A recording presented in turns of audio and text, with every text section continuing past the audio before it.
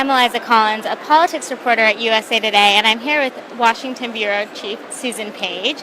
It's night 3 of the Democratic Convention, and we're here to just chat about what happened. So a lot about national security tonight. That was definitely a theme, and about Hillary Clinton's national security credentials, criticism of Donald Trump, and appeals to some new kind of voters we haven't heard appeals to, I think, in the previous nights. Did you hear that? I felt like there was appeals to moderate Republicans, independents, working class voters. You know, we've been hearing mentions of John McCain this whole convention. I've been noticing, John McCain's a hero, but they did that tonight again. And then we brought out a ton of generals talking about national security, the importance.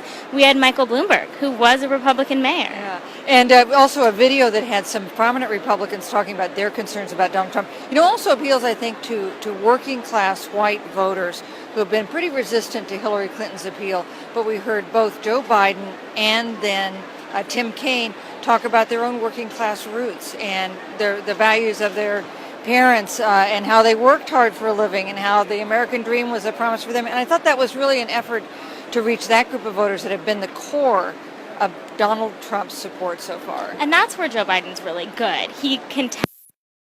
This morning he actually was talking about in an interview, he's going to be in those states, Pennsylvania, Ohio. That's where he's good. Working class people really like Joe Biden. Joe Biden, an emotional speech. He was really tearing up at the very beginning of the speech. We knew that he wanted to be here as the nominee in his heart. That didn't work out for a variety of reasons, including the tragic death of his son Beau from cancer. But there was a definite connection. Joe Biden is somebody that sometimes is easy to caricature because he can, he says whatever he thinks. Sometimes he talks without thinking through, I think, some of the political repercussions. But that is one of the things that have made people feel a lot of affection toward him. And they were passing out those Joe. That's kind of that middle class, the one name. Uncle Joe. Yeah, he's everybody's guy. But that moment when he got on the stage and everyone was cheering and holding up those signs, he was just soaking it all. So a great speech there. Now, a different kind of speech, I think, from Tim Kaine, trying to introduce himself to these people in the convention hall, and especially voters across the country. Tim Kaine, the senator from Virginia, not that well known nationwide, has never run for national office before. So a big effort to introduce him. And, he's kind of an earnest guy. He's got kind of a Midwestern thing going because he grew up in Kansas City. But he also turned on the attacks on Donald Trump. He imitated Donald Trump.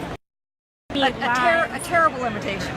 Yeah, absolutely awful. But the Believe Me line, people were going crazy. And you heard the Bernie supporters, I was on the floor around me, were not thrilled with Tim Kaine. They had the TPP sides. But when he started attacking Donald Trump with those lines, they were going crazy. And someone even said, I overheard, he's growing on me.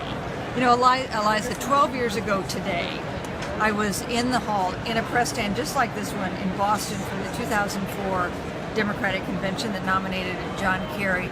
And I was listening with half an ear, or maybe an entire ear, to the keynote address, which was Barack Obama, a guy who was running for the Senate from Illinois, not somebody that I knew. And as he spoke and made a connection with the crowd, I started to listen more and more closely. I was sitting there next to my editor, Lee Horwich, and by the end of the speech, we had taken the story we had been assigned to a junior reporter who still works for USA Today, but we didn't think it was a particularly important story. And by the end of the speech, we had taken the story away from him, and I was writing an analysis about the amazing debut of this politician with a kind of funny name, an African American, but just mesmerized all. And we heard from him again tonight. What did you think of his speech tonight? I thought it was Obama at his best. I mean, the crowd was going crazy. It was inspirational. It was, he really tried to take the no fear, the hope for the future.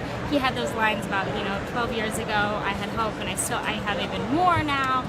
I felt like down there people were absolutely loving it, and I felt like he was making a plea to not just the Democrats in the room, but Americans who have, he had the line about a conservative who disagrees with him on everything, but he just was I thought he did really well. And he talked not only about his own legacy, he was clearly making the case that a lot has been done in the past 8 years during his presidency. He was making very full-throated a pitch for Hillary Clinton. This is kind of unusual. Often there's some tension between the outgoing two-term president and the person who's been nominated to succeed him. We saw that with Al Gore and Bill Clinton, for instance, or with Richard Nixon and Eisenhower, to go back further. But in this case, more so than at any time in the past 6 decades, we have these two aligned with each other. And man, you saw a picture of that when Hillary Clinton unexpectedly came out on the stage when he finished. Right, and they hugged. I mean, they hugged, they held hands, they walked off arm in arm. It was very much the two of them. It was like this moment, it was kind of passing the baton. Now, this is a risk politically. On the one hand, Barack Obama's approval ratings have gone up over 50%. That's a good sign for Hillary Clinton.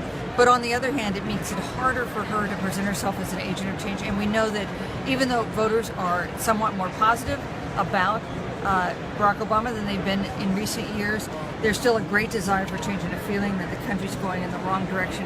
It makes it harder for Hillary Clinton to present herself as that agent of change. Yeah, I think so, definitely. Well, thanks so much for being here, and we'll see what happens tomorrow. Hillary comes out and accepts the nomination officially. It'll be day 4. We'll be here.